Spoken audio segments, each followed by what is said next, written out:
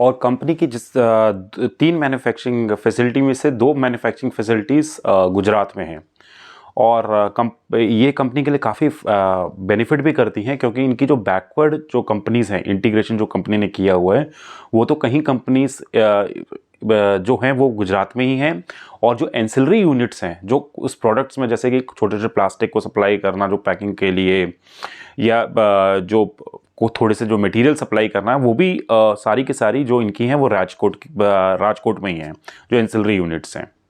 और इनके 250 own trucks हैं, इसी कंपनी के 250 ओन ट्रक्स हैं। और इनका काफ़ी बड़ा अराउंड 40,000 टन का इनका अराउंड कोल्ड स्टोरेज यूनिट भी है, which is again a very good thing for this company. और इनसे ये पूछा गया था कि अब तो जैसे बीकाजी है और वो भी लिस्ट हो चुका है, और जैसे बाकी के कॉम्पिटिटर्स भी हैं, तो like how you will defend, कि आप कैसे डिफेंड करेंगे अगर वो मार्केट में आते हैं तो। और बीकाजी क्या कर रहा है कि बीकाजी फ्रोजन मटेरियल्स भी बना रहा है, जैसे पीज़ हैं, और जैसे जो फ्रोजन के जो मटेरियल्स होते हैं, बीकाजी उसमें भी ध्यान दे रहा है। तो आप उनको कैसे compete करोगे? तो मैनेजमेंट ने ये बताया था कि राइट नाउ जो इनके 84 प्रोडक्ट्स हैं, ये उसी पे कॉन्सेंट्रेट करेंगे, ये फ्रोजन यूनिट नहीं बनाएंगे, तो ये उसी में कॉन्सेंट्रेट करेंगे। और इनकी काफ़ी अच्छी सेल पापड्स में, और महाराष्ट्र के बाहर भी, अगर गुजरात और महाराष्ट्र के बाहर देखेंगे तो उत्तर प्रदेश में नमकीन से, पापड़ से काफ़ी आ रही है। तो they will able to compete, क्योंकि जो भी ये प्रोडक्ट बाहर बेच रहे हैं, जैसे नमकीन और पापड़ है, जो बाहर के स्टेट में बेच रहे हैं, उसकी सेल्स काफ़ी अच्छी आ रही है इनके पास। तो ये भी बोला गया था। दूसरा इन्होंने ये भी बोला है कि जो 7 ईयर्स से इन लोगों के पास एक्सपीरियंस है, और इनके पास इतना एक्सपीरियंस है कि इन्होंने रिटेलर्स का जाके डेटा भी लिया हुआ है कि कौन से रिटेलर्स किस समय पर इनके जो प्रोडक्ट्स हैं वो ज़्यादा कंज्यूम करते हैं, जो क्या नमकीन कंज्यूम करते हैं, या क्या कौन से स्नैक्स वो ज़्यादा लेते हैं। तो they have got all the data month by month with themself. तो वो डेटा वो काफ़ी यूज़ करते हैं, एंड दे थिंक कि ये डेफिनेटली कॉम्पिटिटर्स को इस तरीके से ये बीट करेंगे। तो ये ओवरऑल इनके कंपनी के बारे में था। चलिए अब मैं आपको थोड़ा आईपीओ के बारे में बताता हूँ। जो आईपीओ आ रहा है, ये आईपीओ है मार्च 6 से मार्च 11 के बीच में आएगा। इसका प्राइस बैंड रखा गया है 381 से 401। इसमें आपको 37 शेयर्स का पर लॉट है, यानी हर लॉट में आपको 37 शेयर हैं। और अगर आप देखेंगे तो एक जो टोटल प्राइस है अप्लाई करने के लिए, वो हो रही है 14,837 रफली आती है। तो 14,837 पे आप ये एक लॉट अप्लाई कर सकते हैं। इससे कंपनी के पास अराउंड 650 करोड़ रुपीस आएगा जो आईपीओ की प्रोसीड से। और ये share around 14th of March को लिस्ट हो जाएगा। अब 650 करोड़ रुपीस ये कहाँ पे यूटिलाइज करेंगे? 650 करोड़ में से कोई भी पैसा कंपनी के पास नहीं आ रहा है, तो कोई भी पैसा ग्रोथ के लिए नहीं जा रहा है। सारा का सारा पैसा प्रमोटर के पास आ रहा है। ये सारा का सारा जो पैसा प्रमोटर के पास आ रहा है, प्रमोटर ने ये बोला है कि जो मैंने 27% शेयर लिए थे अपने ब्रदर के 2022 में जो फैमिली डिस्प्यूट हुआ था, वो मैंने बैंक से पैसा लिया था, अपने ब्रदर को दिया था। अब इस ओएफएस के थ्रू मैं यही पैसा अब बैंक्स को वापस दे रहा हूँ, या फाइनेंस कंपनी जो भी हैं उनको मैं वापस दे रहा हूँ। तो that is the whole thing about that for their IPO. और एक चीज़ मैं आपको और बता देता हूँ, इनके जो ब्रदर थे वो सेल्स डिवीजन को हेड करते थे, और उन्होंने आफ्टर डिस्प्यूट जो अब वो इससे एग्जिट कर चुके हैं अपनी कंपनी से, लेकिन उन्होंने एक और कंपनी खोली है गोपाल, ये जो आ रहा है ये गोपाल स्नैक्स है। उन्होंने जो खोली है वो है गोकुल स्नैक्स करके उन्होंने गुजरात में खोली है। अब वो गोकुल स्नैक्स में सेम बिजनेस को ही वो भी एक मतलब कि चला रहे हैं। तो एक रफली आप ये बोल दीजिए कि अब इनको एक इन हाउस, एक घर के अंदर ही इनको एक और कॉम्पिटिटर मिल गया है।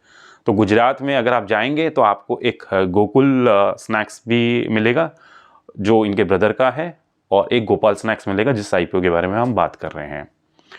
तो this was all about the dispute. और कंपनी का जो मार्केट कैपिटलाइजेशन है, जो अपर मार्केट कैपिटलाइजेशन होगा, वो अराउंड 4,994, रफली यू कैन से कि 5,000 करोड़ तक का होगा। और जो इसका जो एंकर बुक था जो 194 करोड़ का था वो प्रॉपर फुल्ली सब्सक्राइब हुआ था, जिसमें कि White Oak Capital, HDFC life insurance, DSP mutual fund, bank of America, इन सब ने पार्टिसिपेट किया था and that was completely subscribed. अब इनके ज़रा फाइनेंशियल्स के बारे में थोड़ा हम बात कर लेते हैं। इनके जो फाइनेंशियल्स हैं उसका जो रेवेन्यू है फाइनेंशियल 22 पे जो इसका रेवेन्यू था वो था अराउंड 1356 करोड़ का, जो कि बढ़ के अराउंड 1392 करोड़ रुपीज़ का फाइनेंशियल 23 में हो गया है। इनका जो प्रॉफिट था वो फाइनेंशियल 21 में अराउंड 41 करोड़ था और ये बढ़ के फाइनेंशियल 23 में 112 करोड़ हो गया है। तो अगर आप देखेंगे जो रेवेन्यू जो टॉप लाइन जो बढ़ी थी, सेल्स जो इंक्रीज हुई थी वो सिर्फ 3% थी, लेकिन प्रॉफिट 3 टाइम्स बढ़ा है। तो इनका जो सेल्स सिर्फ 3% बढ़ेगी थी, तो मैनेजमेंट का क्या कहना है कि जो इनकी 3% सेल्स बढ़ी थी वो ज़्यादा इस बार नहीं बढ़ी थी।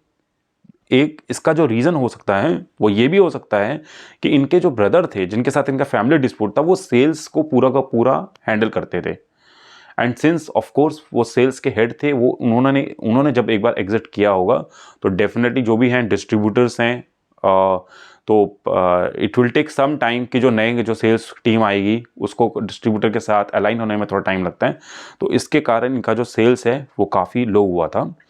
लेकिन इनके आप देखेंगे जो प्रॉफिट है वो 3 टाइम्स बढ़ा था, 40 करोड़ से 112 करोड़ हुआ था। वो इसलिए हुआ था क्योंकि जो ग्रामेज होता है किसी भी इस इंडस्ट्री में ग्रामेज होता है कि अगर आपके पास एक जैसे 5 रुपीज़ का पैकेट है उसमें आप कितना क्वांटिटी आप डालते हैं, तो इन्होंने ये जो क्वांटिटी पहले कोविड के टाइम पे डालते थे वो इन्होंने ये ज़्यादा ही डालते थे, जबकि इनके कॉम्पिटिटर्स थे उन्होंने रिड्यूस करा था, तो तब इनको जो था इनको काफ़ी इनके मार्जिन्स कम हो गए थे। अगर आप देखेंगे इनके मार्जिन्स अराउंड जो थे वो 7% तक पहुंच गए थे। लेकिन इसके बाद इन्होंने क्या किया, कोविड के बाद इन्होंने भी अपना जो ग्रामेज है वो थोड़ा कम कर दिया। उसके बाद सिंस ग्रामेज इन्होंने कम किया तो कंपनी के पास ज़्यादा जो उनको एक प्रोडक्ट में कम क्वांटिटी डालनी पड़ती थी, तो इसके कारण क्या हुआ, कंपनी का ऑफकोर्स प्रॉफिट बढ़ा, तो इसके कारण इनका जो प्रॉफिट है वो 3 टाइम्स तक ज़्यादा हुआ है। तो ये बेसिक रीज़न है कि ग्रामेज के कारण ही इनका प्रॉफिट बढ़ा है। और इस कंपनी के ऊपर कोई डेट नहीं है, this is a completely debt free company. Minute सा थोड़ा सा डेट है, 0.08 की डेट इक्विटी रेशो आ रही है, दैट इज़ वेरी नेग्लिजिबल। और इनके जो रिटर्न ऑन इक्विटी और रिटर्न ऑन कैपिटल एम्प्लॉयड्स हैं वो अराउंड 15% प्लस पर हैं। तो इट शोज़ कि कंपनी अपना जो कैपिटल है और जो रिटर्न्स है उसके ऊपर काफ़ी अच्छी तरह से मतलब रिटर्न्स भी उसमें काफ़ी अच्छी तरह से इनको कंपनी को आ रहे हैं। और अगर इनके जो जिस तरह मैंने आपको बताया कि इनके मार्जिन्स तो अब काफ़ी अच्छी तरह से इम्प्रूव हो गए हैं। और अगर मैं इनके 6 मंथ्स के बारे में बात करूं, जो 6 मंथ्स का जो इनका रेवेन्यू था वो था अराउंड 667 करोड़ रुपीज़ का। उसमें भी जो कंपनी को प्रॉफिट मिला है वो अराउंड 51 करोड़ रुपीज़ का मिला है, which is again good thing.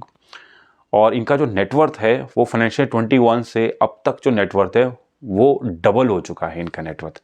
इसी तरह के जो इनका एसेट साइज है वो भी 1.5 टाइम्स तक बढ़ चुका है जो फाइनेंशियल 21 में था। और अगर वैल्यूएशंस की बात करें तो ये सिर्फ ये 9 रुपीज़ का इसका अर्निंग पर शेयर है। और ये कंपनी जो अवेलेबल है, ये कंपनी अवेलेबल है 45 की पी पे ये अवेलेबल है।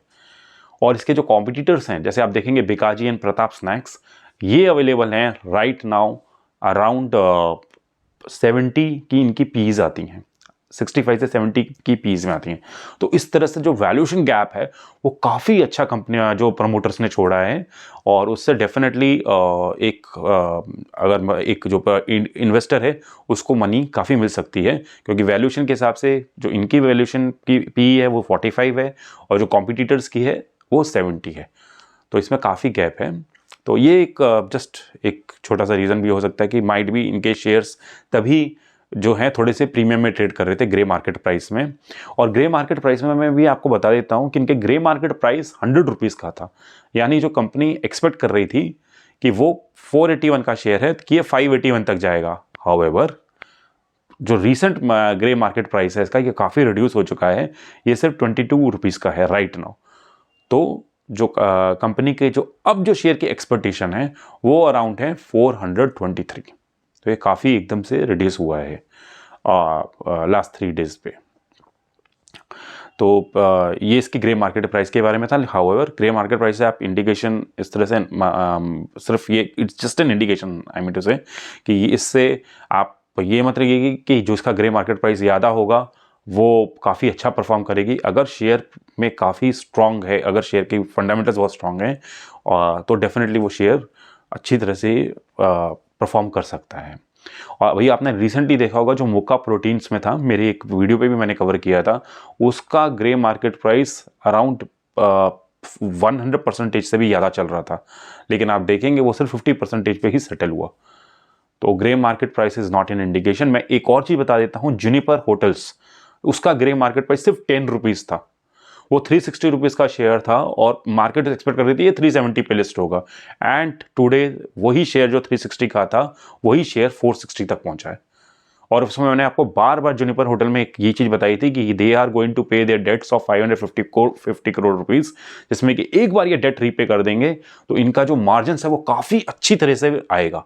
जो ग्रैंड हयात का मेरा IPO है, तो मैंने आपको इसमें पूरा बताया था। और वो शेयर आज मार्केट कई चीज़ें जो होती हैं like this what I am telling you, इनको भी फैक्टर करती है। और वही 360 का शेयर आई थिंक अभी 2 वीक्स ही हुए हैं उससे लिस्ट हुए, 2-3 वीक्स हुए हैं, the same share is around 460-470 rupees.